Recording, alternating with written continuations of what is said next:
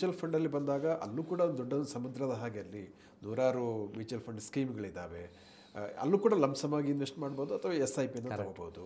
So ಇಂಥ ಒಂದು ಸಂದರ್ಭದಲ್ಲಿ ಅಲ್ಲೂ ಕೂಡ ಹೇಗೆ ಮ್ಯೂಚುವಲ್ ಫಂಡ್ಗಳ ಸೆಲೆಕ್ಷನ್ಗೆ ಸಂಬಂಧಪಟ್ಟ ಹಾಗೆ ಯಾವ ರೀತಿಯ ಒಂದು ಸಲಹೆಯಿಂದ ಹೇಳ್ತೀವಿ? ಸೊ ಏನೂ ಇಲ್ಲ, ಅದೇನು pretty simple and straight forward. ನಾವು ಸಾಧಾರಣವಾಗಿ ಏನು ಮಾಡ್ತೀವಿ ಅಂದರೆ ಲಾಸ್ಟ್ 5-10 ವರ್ಷ ಪರ್ಫಾರ್ಮೆನ್ಸ್ ನೋಡ್ತೀವಿ. ಆ ಪರ್ಫಾರ್ಮೆನ್ಸ್ ನೋಡಿದ ತಕ್ಷಣ ಆ ಕಂಪ್ನಿ ಒಂದು ಶಕ್ತಿ ನಮಗೆ ಗೊತ್ತಾಗುತ್ತೆ.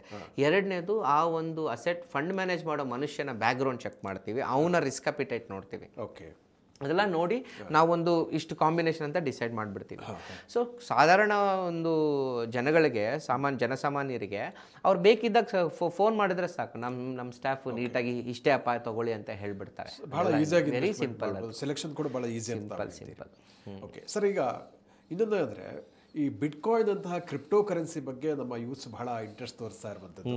ಅದನ್ನು ಬಹಳ ಬೇಗ ದುಡ್ಡು ಆಗುತ್ತೆ ಅಂತ ಬಹಳ ಇವನ್ ರಾಬರ್ಟ್ ಕಿಯೋಸಾಕಿ ಕೂಡ ಒಂದು ನೀವು ಗೋಲ್ಡಲ್ಲಿ ಮತ್ತು ಇವನ್ ಬಿಟ್ಕಾಯಿನಲ್ಲಿ ಇನ್ವೆಸ್ಟ್ ಮಾಡಿ ಅಂತಲೂ ಇತ್ತೀಚೆಗೆ ಹೇಳಿದ್ರು ಅವರು.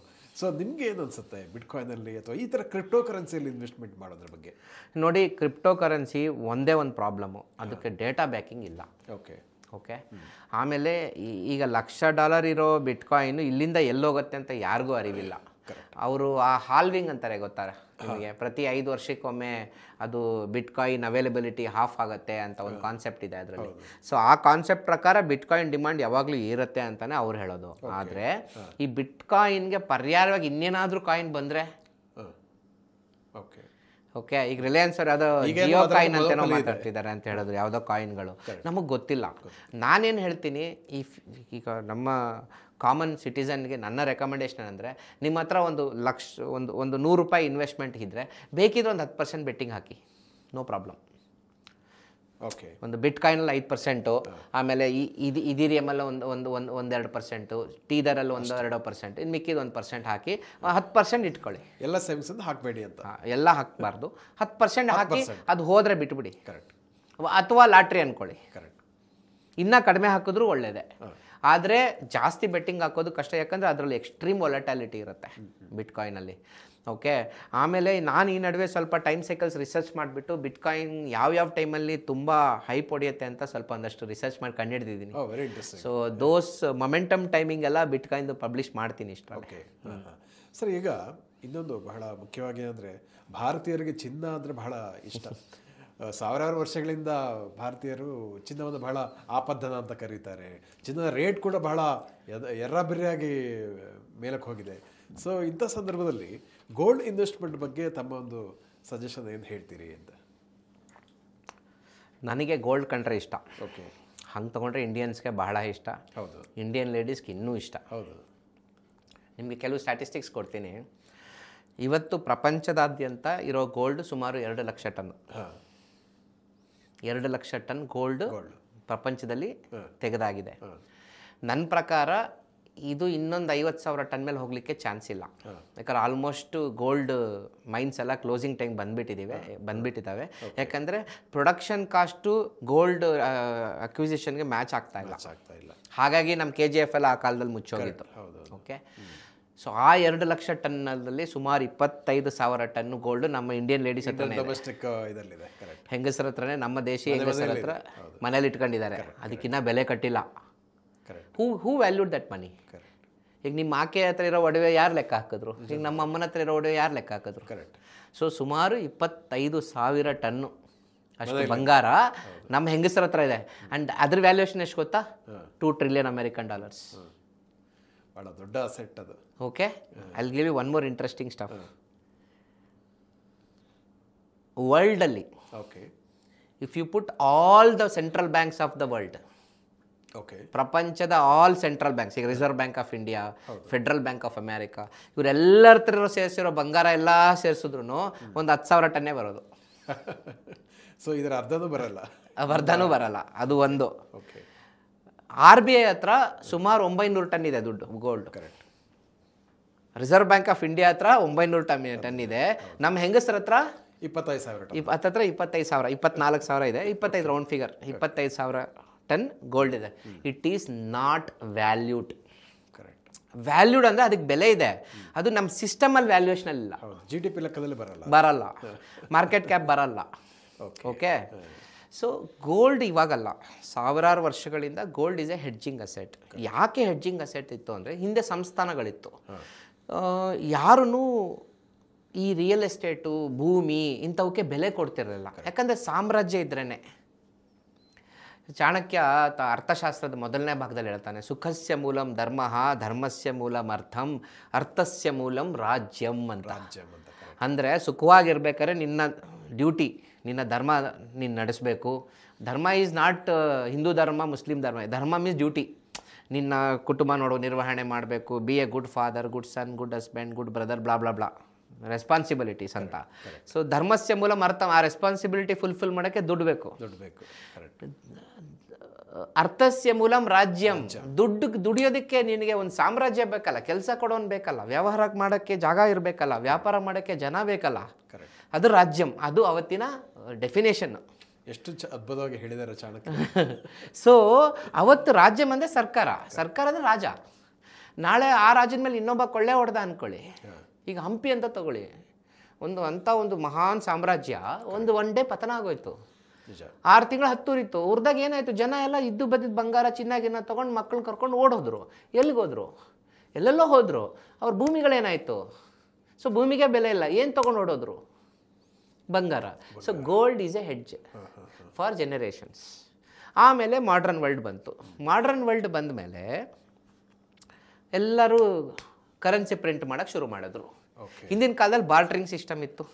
ಈಗ ನಾನೊಬ್ಬ ಕುರಿ ಮೇಯ್ಸೋನು ಕುರುಬ, ಆಯಿತಾ? ನೀವು ಮೋಸ್ಟ್ಲಿ ವ್ಯವಸಾಯ ಮಾಡೋ ಒಕ್ಕಲಿಗ, ನನ್ನ ಹತ್ರ 2 ಕುರಿ ಕೊಡ್ತೀನಿ, ನೀನು 4 ಮೂಟೆ ಅಕ್ಕಿ ಕೊಡು. ಈ ಥರ ಟ್ರಾನ್ಸಾಕ್ಷನ್ ನಡೀತಾ ಇತ್ತು. There was no currency.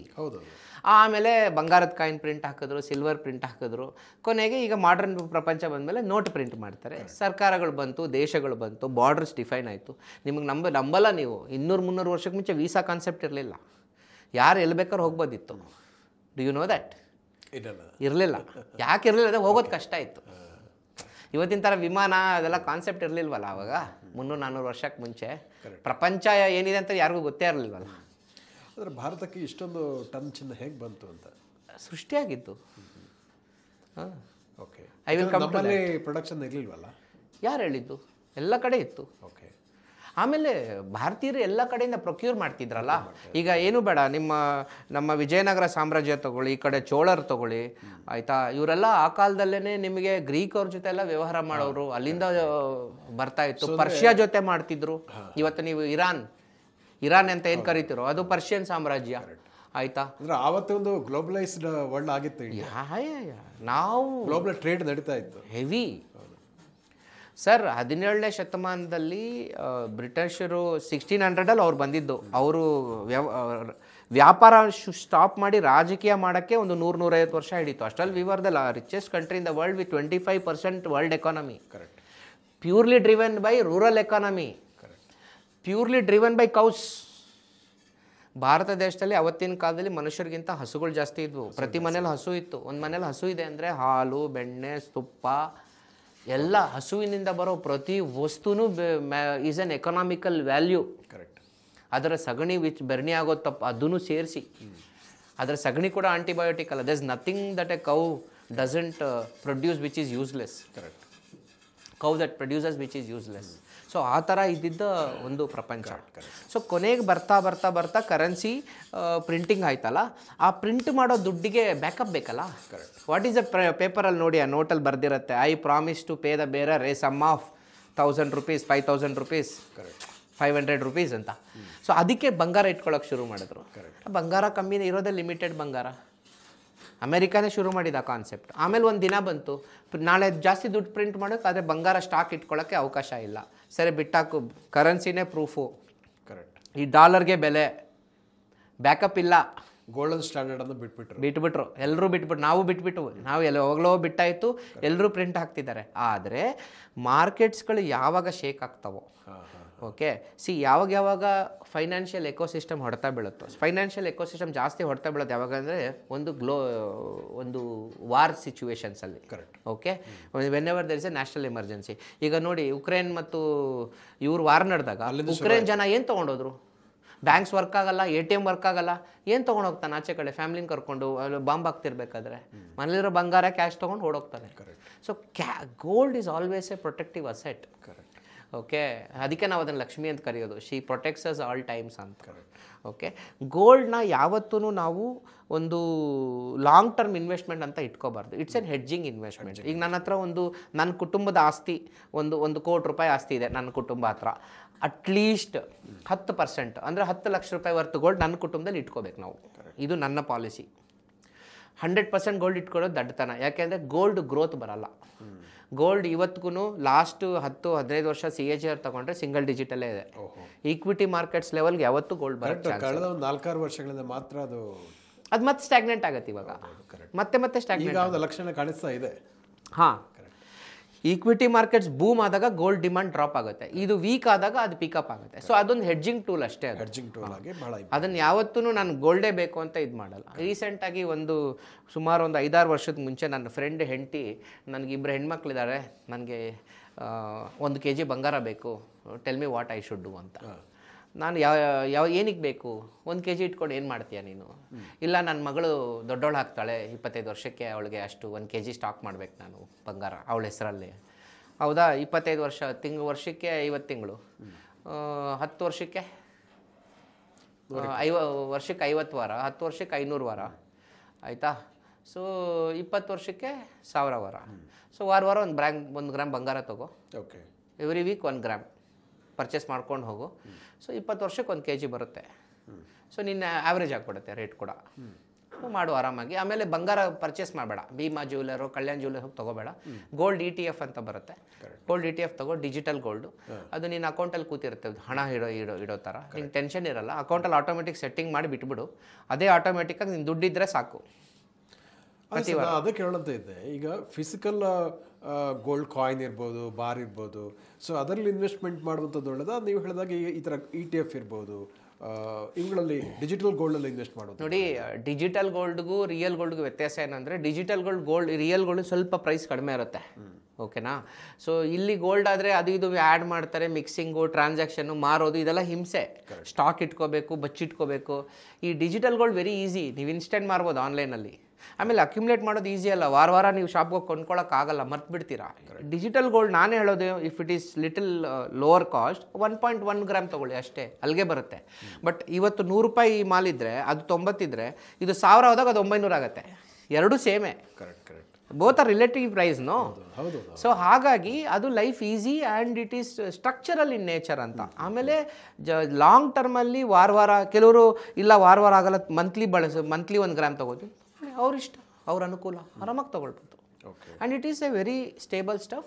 10% ಮೇಲೆ ಅವರ ಟೋಟಲ್ ವೆಲ್ತ್ದು ಅಲೊಕೇಶನ್ ಗೋಲ್ಡ್ ಮೇಲೆ ಇರಬಾರ್ದು. ಯಾಕಂದರೆ ಅದು ಗ್ರೋತ್ ಕೊಡಲ್ಲ, ಅದೇ ಓನ್ಲಿ ಸೇಫ್ಟಿ.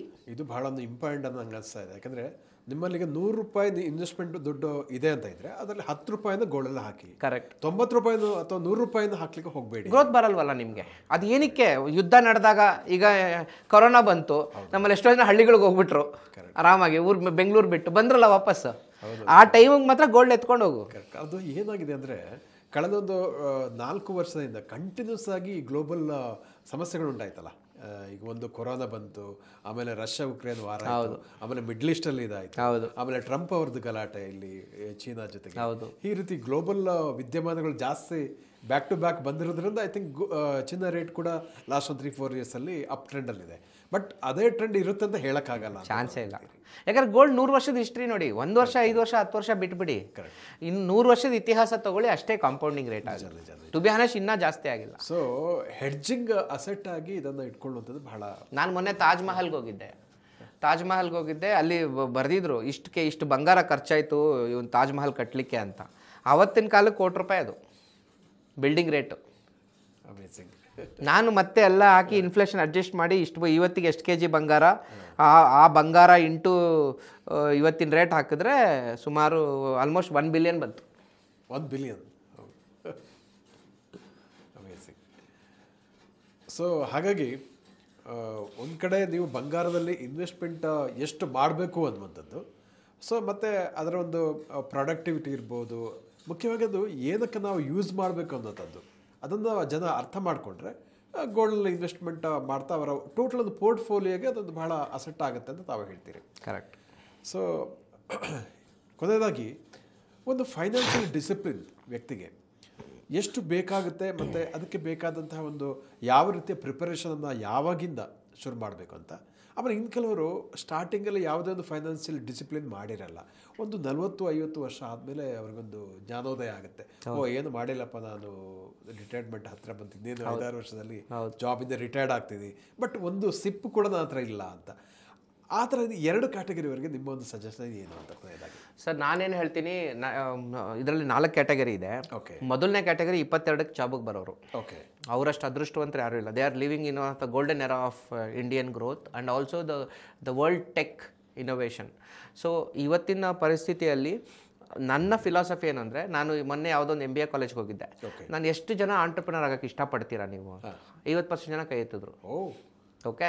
ಇನ್ನು ಮಿಕ್ದವ್ರಿಗೆ ಇಷ್ಟ ಇಲ್ವಾ ಅಂತ. ಓಕೆ. ಮಿಕ್ಕಿದ 50 ಜನ ಯಾರು ಕೈ ಎತ್ತಿಲ್ವೋ, ಸಪೋಸ್ ಎಲ್ರಿಗೂ ನಾನು 1 ಕೋಟಿ ರೂಪಾಯಿ ನಾಳೆ ಹಣ ಕೊಡ್ತೀನಿ ಬಿಸ್ನೆಸ್ ಮಾಡೋಕ್ಕೆ, ನೀವೆಲ್ಲರೂ ಬಿಸ್ನೆಸ್ ಮಾಡ್ತೀರಾ ಕೈ ಎತ್ತಿ ಅಂದರೆ ಎಲ್ಲರೂ ಕೈ ಎತ್ತಿದ್ರು. So okay. So that means ದುಡ್ಡಿದ್ರೆ ಬಿಸ್ನೆಸ್ ಮಾಡ್ತೀರಾ ಎಲ್ಲರೂ. ಓಕೆ. ನಾವು ಈಗ ದುಡ್ಡು ನಿಮ್ಗೆ ಯಾರೋ ಕೊಟ್ಟರು ಬಿಸ್ನೆಸ್ ಮಾಡು ಅಂದರೆ ಎಷ್ಟು ಜನ ಮಾಡಿದ್ರೆ everybody lifted hands. So I told all of you can become entrepreneurs if you have money to run it. ಯಾರೋ ಬಂದು ಕೊಡಲ್ಲ, ನಿನ್ನ ದುಡ್ಡೆ. ನೀನು 22ನೇ ವರ್ಷದಿಂದ 40ನೇ ವರ್ಷವರೆಗೂ ಕರೆಕ್ಟಾಗಿ ನೀನು ಕೆಲಸ ಮಾಡಿಕೊಂಡು ನೀನು ಪ್ಯಾರಲಾಗಿ, ಈಗ ಸರ್ಕಾರ 30% ಟ್ಯಾಕ್ಸ್ ಕಿತ್ಕೊಳ್ಳುತ್ತೆ, ಆಯಿತಾ? ಇನ್ನು 20% ಇನ್ವೆಸ್ಟ್ಮೆಂಟ್ಗೆ ಅಂತಿಟ್ಟು 50% ಖರ್ಚು ಮಾಡ್ಕೊಂಡ್ರೆ, ಅದನ್ನು 18 ವರ್ಷ ರಿಲೀಜಿಯಸ್ ಆಗಿ ಅವ್ನು ಇನ್ವೆಸ್ಟ್ ಮಾಡ್ಕೊಂಡು ಹೋದರೆ 41ನೇ ವರ್ಷಕ್ಕೆ ಅವ್ನ ಸಂಬಳ ಏನು ದುಡ್ಡು ಕೊಡುತ್ತೋ ಅದಕ್ಕಿಂತ ಜಾಸ್ತಿ ದುಡ್ಡು ಅವ್ನಿಗೆ ಇನ್ವೆಸ್ಟ್ಮೆಂಟ್ ಕೊಡುತ್ತೆ. 40ನೇ ವಯಸ್ಸಿಗೆ ಅವನಿಗೆ ಫೈನಾನ್ಷಿಯಲ್ ಫ್ರೀಡಮ್ ಸಿಗುತ್ತೆ. 40ನೇ ವರ್ಷಕ್ಕೆ ಕಾರ್ಪೊರೇಟಿಗೆ ಗುಡ್ ಬೈ ಹೇಳಿ 41ನೇ ವರ್ಷದಿಂದ 20 ವರ್ಷ ಟೈಮ್ ಇರುತ್ತೆ. ಅವನ ಲೈಫಲ್ಲಿ ಏನೋ ಒಂದು ಆಂಟ್ರಪ್ರಿನರ್ಶಿಪ್, ಅವ್ನ ಪ್ಯಾಷನ್ನ ಪರ್ಸ್ಯೂ ಮಾಡ್ಕೊಂಡು ಹೋಗ್ಬೋದು. 60ವರೆಗೂ ನೀನು ಕಷ್ಟಪಡೋ ಅವಶ್ಯಕತೆ ಇಲ್ಲ.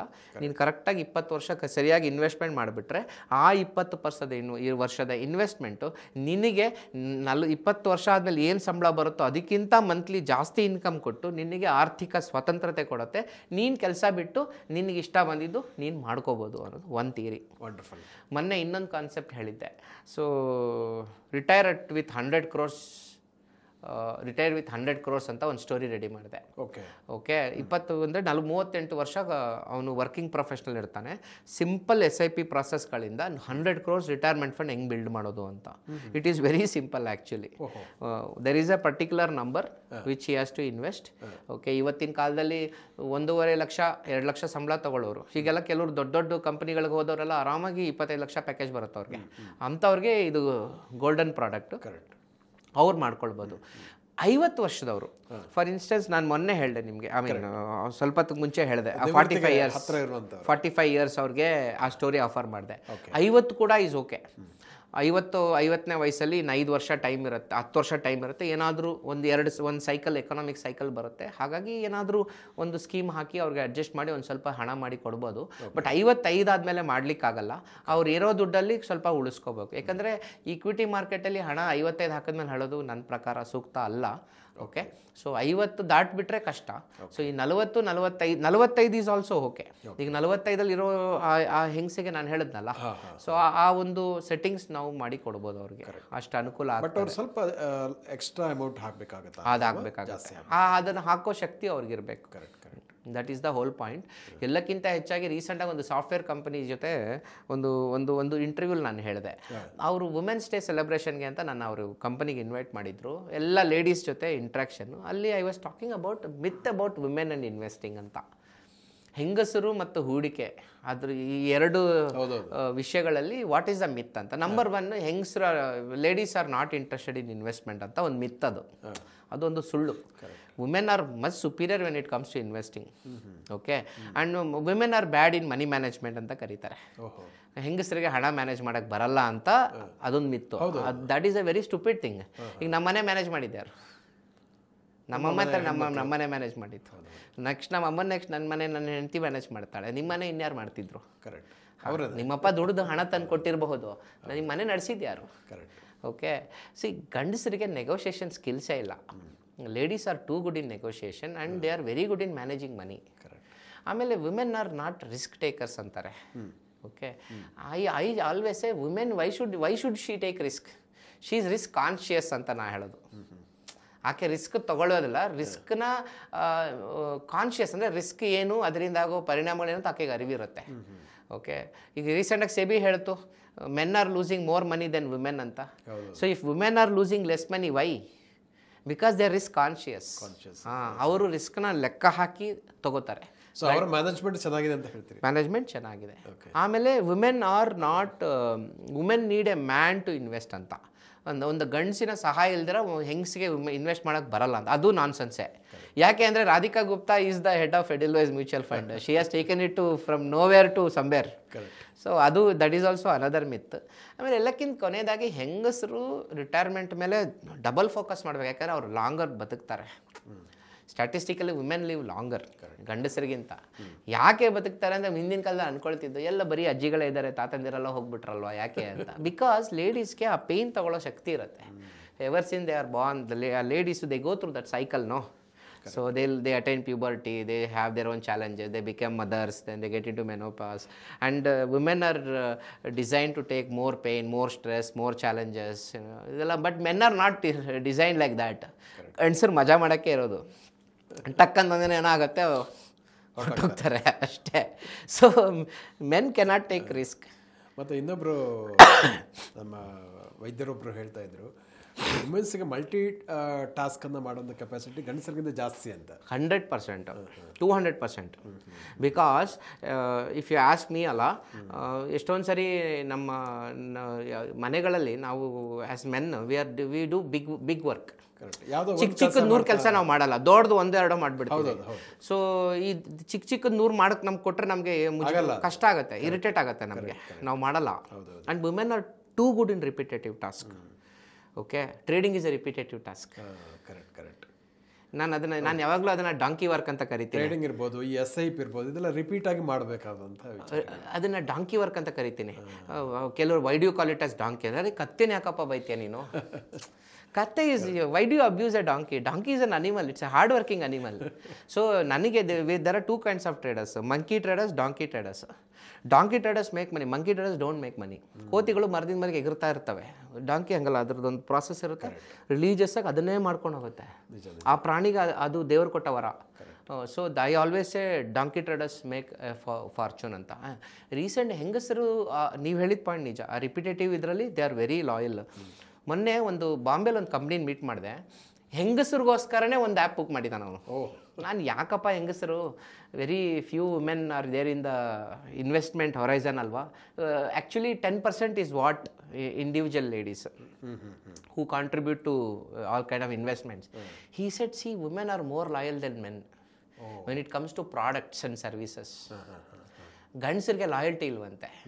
ಅಂದರೆ ಒಂದು ಒಂದು ಒಂದು ಒಂದು ಪ್ರಾಡಕ್ಟ್ ಆಕೆನ ಕನ್ವಿನ್ಸ್ ಮಾಡಿದ್ರೆ ಆಕೆ ಮತ್ತೆ ಒಂದ್ಸರಿ yes I like this scheme ಆಕೆ ಇನ್ವೆಸ್ಟ್ ಮಾಡಿದ್ರೆ ಆ ಎಮ್ಮನ ಒಂದು ಮೈಂಡ್ನ ಡೈವರ್ಟ್ ಮಾಡೋಕ್ಕಾಗಲ್ವಂತೆ. ಈಗ ಮೆನ್ ಹಂಗಲ್ವಂತೆ. So he said even though they are 10%, they are worth 100%. So they will stick to the process. ಅದಕ್ಕೋಸ್ಕರ ಸಪ್ರೇಟ್ ಆ್ಯಪ್ ಮಾಡಿದ್ದೀನಿ ನಾನು, only to target women investors ಅಂತ. ನಮ್ಮಲ್ಲೂ ಅಷ್ಟೇ ಎಷ್ಟೊಂದು ಜನ ಇನ್ವೆಸ್ಟರ್ಸ್ ಒಂದೇ ಕಮ್ನು, ಮೀಟಿಂಗ್ ಎಲ್ಲ ಆದಮೇಲೆ ಕೊನೆಗೆ ನಮ್ಮ ಆಕಿನ ಕೇಳಿ ಹೇಳ್ತೀನಿ ಅಂತಾರೆ, which is normal. Because they are big decisions of their life, no? So they will take decisions. So generally, all these are myth. Women know more, women can handle better, women can take stress, women are more risk conscious. ಹೆಂಗಸರು ಎಲ್ಲಂದಲ್ಲಿ ದುಡ್ಡು ಹಾಕಲ್ಲ. It's very difficult to convince a women. ಹೆಂಗಸರನ್ನ cheat ಮಾಡೋದು ಕಷ್ಟ financially. ನೀವು ಯೋಚನೆ ಮಾಡಿ, ಒಂದು 100 ಸ್ಕ್ಯಾಮ್ ನಡೆದ್ರೆ 80 ಸರಿ ಗಂಡಸರೇ ಅವರು ಟೋಪಿ ಹಾಕಿಸ್ಕೊಂಡಿರ್ತಾರೆ, ಹೆಂಗಸರು ಟೋಪಿ ಹಾಕಿಸ್ಕೊಳ್ಳಲ್ಲ. ಅಷ್ಟು ಈಸಿಯಾಗಿ ಬೀಳಲ್ಲ ಅವರು. They are very conscious, observe ಮಾಡ್ತಾರೆ, they do lot of checks, they don't believe schemes easily. So I am writing a book on scams actually. Super scams ಅಂತ ಬುಕ್ ತರ್ತಾ ಇದ್ದೀನಿ. It's story of the greatest scams that happen in the world. So ಅದು ಇನ್ನೊಂದು 6 ತಿಂಗಳಿಗೆ ಬರುತ್ತೆ ಆಚೆಗೆ. ಅದೇ ನಮ್ಮಲ್ಲೂ ಕೂಡ ನೋಡಿ, ಹಿಂದೆ ದುಡ್ಡಿಗೆ ದೇವತೆ ಲಕ್ಷ್ಮಿ ಅಂತ ಲೇಡೀಸ್ ಗೆಳೆಯರನ್ನೇ ಗುರುತಿಸಿದ್ರು. ಅಬ್ಸಲ್ಯೂಟ್ಲಿ. ನಮ್ಮ ವೀಕ್ಷಕರಿಗೆ ಇಷ್ಟು ಹೊತ್ತು ಭಾಳ ಅದ್ಭುತವಾಗಿ ನಿಮ್ಮ ಜರ್ನಿನ ಇರ್ಬೋದು, ಕೌಟಿಲ್ಯ ಸಂಸ್ಥೆಯ ಚಟುವಟಿಕೆಗಳ ಬಗ್ಗೆ ಇರ್ಬೋದು, ಮುಖ್ಯವಾಗಿ ಯಾವ ರೀತಿಯಲ್ಲಿ ಸ್ಟಾಕ್ ಮತ್ತು ಟ್ರೇಡಿಂಗ್ ಇರ್ಬೋದು, ಇನ್ವೆಸ್ಟಿಂಗ್ ಇರ್ಬೋದು, ಬಂಗಾರ, ಬಿಟ್ಕಾಯಿನ್, ಹೀಗೆ ಇಡೀ ಒಂದು ಹಣಕಾಸು ಜಗತ್ತಿನ ವಿದ್ಯಮಾನಗಳ ಬಗ್ಗೆ ಸಾಕಷ್ಟು ಉಪಯುಕ್ತವಾದ ಮಾಹಿತಿಯನ್ನು ನಮ್ಮ ವೀಕ್ಷಕರಿಗೆ ಇಷ್ಟು ಭಾಳ ವಿವರವಾಗಿ ತಿಳಿಸಿಕೊಟ್ಟಿದ್ದಕ್ಕಾಗಿ ಧನ್ಯವಾದಗಳು. Thank you sir. ವೀಕ್ಷಕರೇ, ಇಂತಹ ಮತ್ತಷ್ಟು ಉಪಯುಕ್ತ ವಿಡಿಯೋಗಳಿಗೆ ವಿಶ್ವವಾಣಿ ಮನೆ ಯೂಟ್ಯೂಬ್ ಚಾನಲನ್ನು ವೀಕ್ಷಿಸಿ ಹಾಗೂ ಸಬ್ಸ್ಕ್ರೈಬ್ ಮಾಡಿ. ವಂದನೆಗಳು.